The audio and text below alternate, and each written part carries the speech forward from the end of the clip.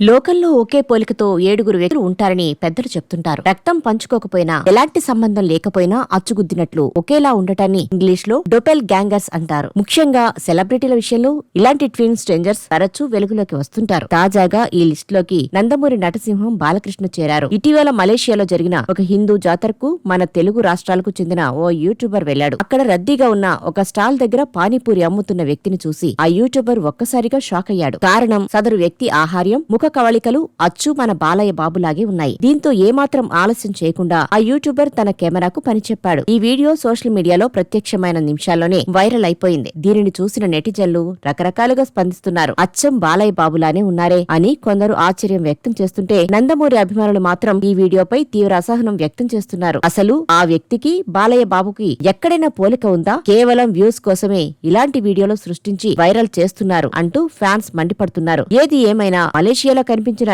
ఈ Balayya dupe video ఇప్పుడు internet ను ఊపేస్తుంది.